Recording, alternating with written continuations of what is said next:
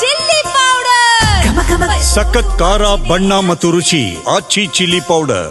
ಮಲೆ ಮಹದೇಶ್ವರ ಬೆಟ್ಟದಲ್ಲಿ ದೀಪಾವಳಿ ಸಂಭ್ರಮ ಸಡಗರ ಮನೆ ಮಾಡಿದೆ. ಇನ್ನು ವಿಜೃಂಭಣೆಯಿಂದ ಮಹಾರಥೋತ್ಸವ ಜರುಗಿಸಲಾಗಿದೆ. ಇವತ್ತು ಮಲೆ ಮಹದೇಶ್ವರ ಬೆಟ್ಟದಲ್ಲಿ ಮಹಾರಥೋತ್ಸವ ವಿಜೃಂಭಣೆಯಿಂದ ಜರುಗಿದೆ. ರಥೋತ್ಸವದಲ್ಲಿ ಸಹಸ್ರಾರು ಭಕ್ತರು ಭಾಗಿಯಾಗಿದ್ದಾರೆ. ಸಾಲೂರು ಮಠದ ಶ್ರೀಗಳು ರಥೋತ್ಸವಕ್ಕೆ ಚಾಲನೆ ಕೊಟ್ಟಿದ್ದಾರೆ. ಶಾಂತ ಮಲ್ಲಿಕಾರ್ಜುನ ಸ್ವಾಮೀಜಿಗಳು ಪೂಜೆ ಸಲ್ಲಿಕೆ ಮಾಡಿದ್ರು ಇವತ್ತು. ಇನ್ನು ಇದೇ ಸಂದರ್ಭದಲ್ಲಿ ಉಘೆ ಉಘೆ ಮಾದಪ್ಪ ಜೈಕಾರ ಝೇಂಕರಿಸಿದೆ. ಮಾದಪ್ಪನ ನೆನೆದು ಭಕ್ತರು ಪ್ರಾರ್ಥನೆ ಸಲ್ಲಿಸಿದ್ದಾರೆ. ರಥ ಎಳೆದು ಪುನೀತರಾಗಿದ್ದಾರೆ. ಇನ್ನು ಸಾವಿರಾರು ಸಂಖ್ಯೆಯಲ್ಲಿ ಭಕ್ತರು ಆಗಮಿಸಿದ್ರು. ಇದೇ ಸಂದರ್ಭದಲ್ಲಿ ಮಹಾರಥೋತ್ಸವ ವಿಜೃಂಭಣೆಯಿಂದ ಜರುಗಿದೆ. ದೃಶ್ಯಾವಳಿಯಲ್ಲಿ ನೋಡ್ತಾ ಇದ್ದೀರಿ.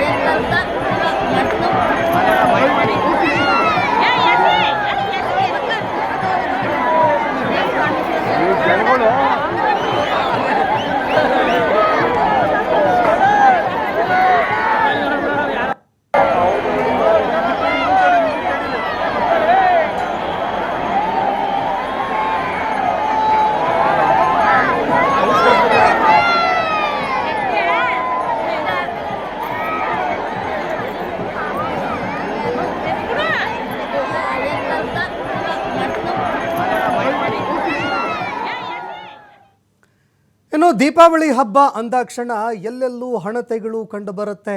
ಪಟಾಕಿಗಳ ಸದ್ದು ಕೇಳಿಬರುತ್ತೆ. ಬಾಣ ಬಿರುಸುಗಳ ಒಂದು ಹಾರಾಟ ಕೂಡ ಕಂಡುಬರುತ್ತೆ.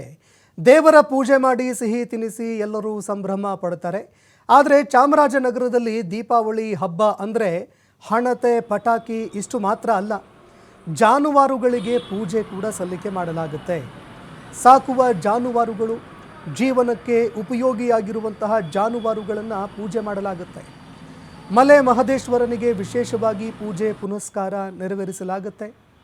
ಇನ್ನು ನರಕ ಚತುರ್ದಶಿ ಅಮಾವಾಸ್ಯೆ ಆರಂಭವಾಗ್ತಾ ಇದ್ದಂತೆ ಹಳೆ ಮೈಸೂರು ಭಾಗ ಮಾದಪ್ಪನನ್ನು ನೆನೆಯೋದಕ್ಕೆ ಆರಂಭ ಆಗಿಬಿಡುತ್ತೆ. ಕಾರ್ತಿಕ ಮಾಸದಲ್ಲಿ ಮಾದಪ್ಪನನ್ನು ಪೂಜೆ ಮಾಡುವ ಮೂಲಕ ಹಣತೆಗಳ ಹೊಳೆಯಲ್ಲಿ ಚಾಮರಾಜನಗರ ತೇಲಿಬಿಡುತ್ತೆ. ಚಾಮರಾಜನಗರ, ಮೈಸೂರು ಗ್ರಾಮೀಣ ಭಾಗದಲ್ಲಂತೂ ರೈತಾಪಿ ವರ್ಗ ತುಂಬ ಸಡಗರ ಸಂಭ್ರಮದಿಂದ ಹಬ್ಬ ಆಚರಣೆ ಮಾಡುತ್ತೆ. ತಮ್ಮ ಜೀವನೋಪಾಯಕ್ಕಾಗಿ ಇರುವಂತಹ ಜಾನುವಾರುಗಳ ಮೈ ತೊಳೆದು ಅಲಂಕಾರ ಮಾಡಿ ಗೋಪೂಜೆ ಕೂಡ ನೆರವೇರಿಸ್ತಾರೆ. ಬಲಿಪಾಡ್ಯಮಿ, ನರಕ ಚತುರ್ದಶಿ, ಅಮಾವಾಸ್ಯೆ ಆರಂಭವಾಗ್ತಾ ಇದ್ದಂತೆ ಪವಾಡ ಪುರುಷ ಮಲೆ ಮಹದೇಶ್ವರನಿಗೆ ಪೂಜೆ ಸಲ್ಲಿಸೋದು ಬಹಳಷ್ಟು ವಿಶೇಷ. ಇಲ್ಲಿ ಪ್ರತಿ ಕಾರ್ತಿಕ ಸೋಮವಾರದಂದು ಪಟಾಕಿಗಳನ್ನು ಸಿಡಿಸಿ ಜನ ಸಂಭ್ರಮ ಪಡ್ತಾರೆ.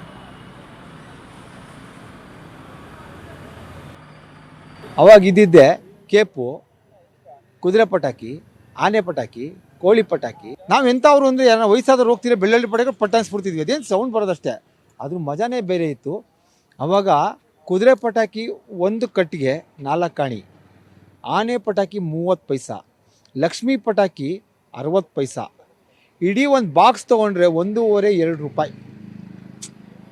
ರಾಕೆಟ್ಗಳು 8 ಆಣಿಯಿಂದ ಶುರು ಆದರೆ 3 ರೂಪಾಯಿ ತನಕ ಇರೋದು. ಆಮೇಲೆ ಕೇಪು ಲಿಮಿಟಾಗಿ ತೆಕ್ಕೊಡೋದು.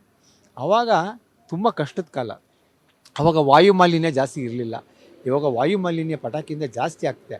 ಬಟ್ ಆದರೂ ನಮ್ಮ ಸಂಸ್ಕೃತಿ ಬಿಡೋಕ್ಕಾಗಲ್ಲ, ಪಟಾಕಿ ಹೊಡಿಲೇಬೇಕು. ಆವಾಗ ಬೇಡಿಸ್ಕೋಬೇಕಿತ್ತು ಪಟಾಕಿ ತೆಕ್ಕೊಡು ಅಂತ. ಇವಾಗ ವಾಂಟ್ಸ್ನ ಅಪ್ಪ ಅಮ್ಮನೇ ತಂದು ಸುರಿತಾರೆ.